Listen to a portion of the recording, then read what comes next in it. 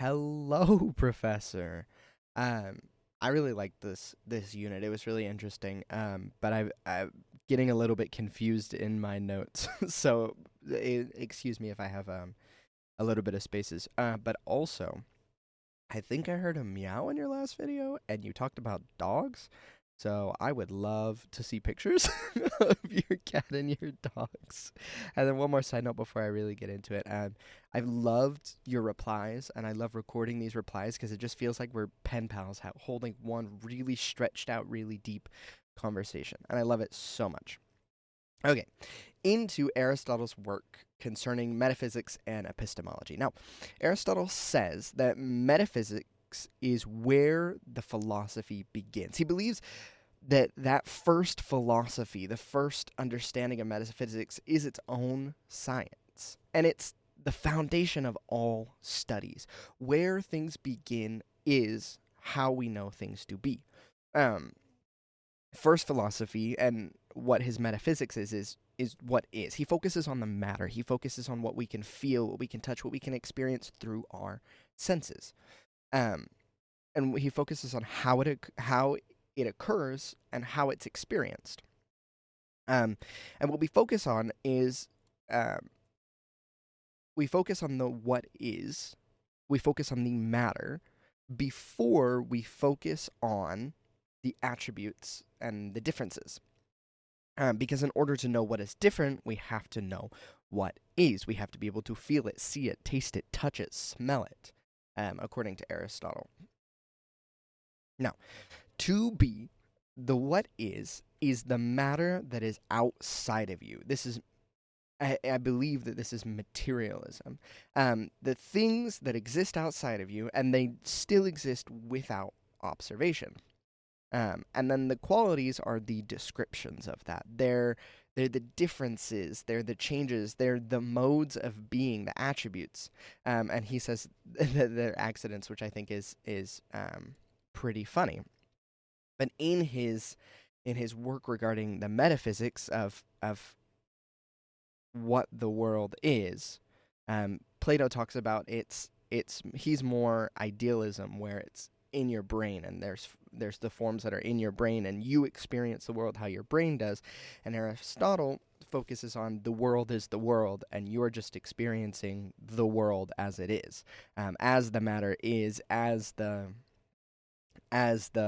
attributes are, and the qualities of a thing are the descriptions of them.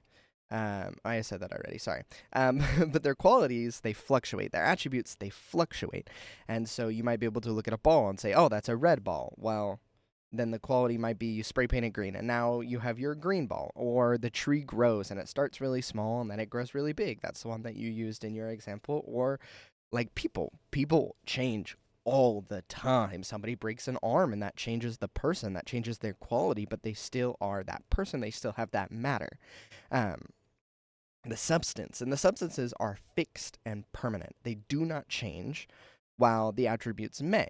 So it's like changing the color of a car. The car is still there, the engine is still there. You just change how you describe it, and it works a lot better with organic matter, of things growing and things changing, because a car has to be forced upon, and I'll get into that in a second. It has to be forced upon that change, but it works better with the organic matter, which has a process of changing. Plants that start as seeds, that they change to grow into great plants that produce fruits or vegetables, or produce great big oak trees, which is the example that you used. Um, the substances are the matter.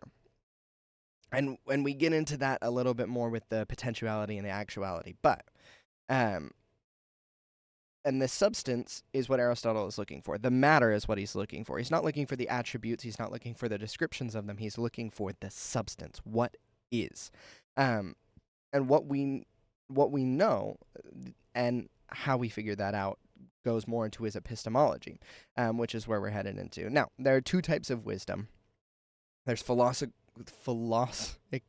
wisdom, philosophical.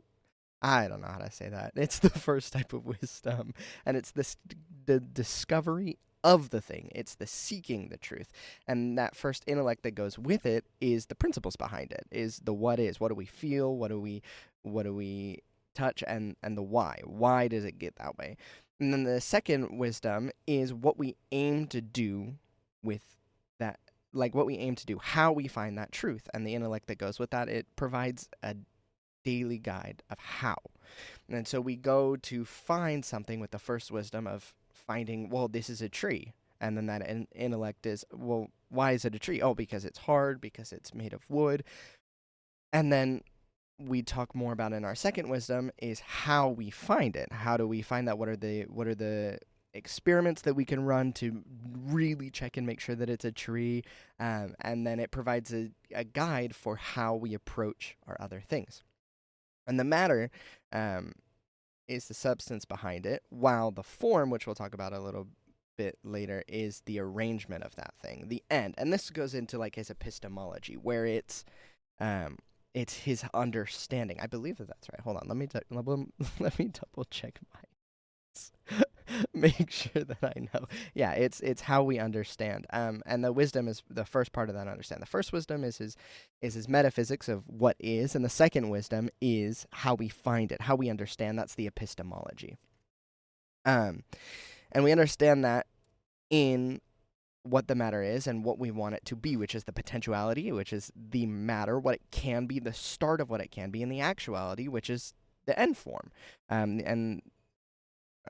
I feel like I'm explaining that wrong.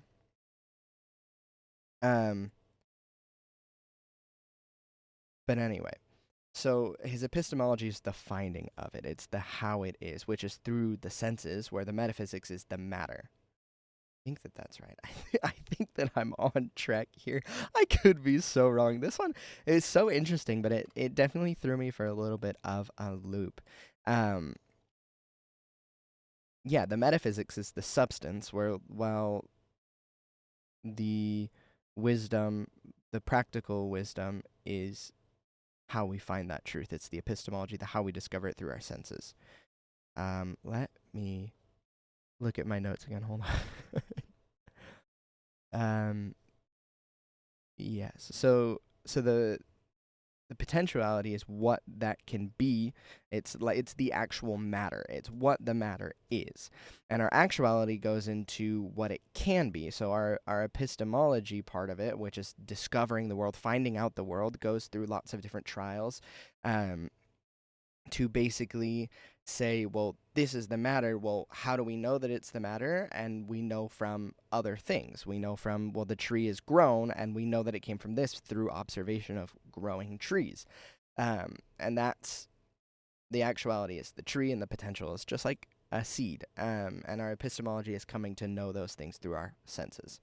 I think that I'm right here. I feel like I'm so wrong. Let's see. Yeah, he uses the epistemology is through his empiricism, which is the information that is gathered using our senses. We begin by our experiences. So we gather the information through the senses and remember through our experiences. I think I'm on. Anyway, I hope that makes sense. I'm trying not to get too much into the other topic, which is forms, so that I have enough to talk about in the other video. But I hope that all makes sense to you. If it doesn't, please, I watch every single one of your replies. They always help me. They always give me some new insight. Please let me know. But yeah, that's all I got for you for this video. And I will see you shortly in the next one. Later, Professor.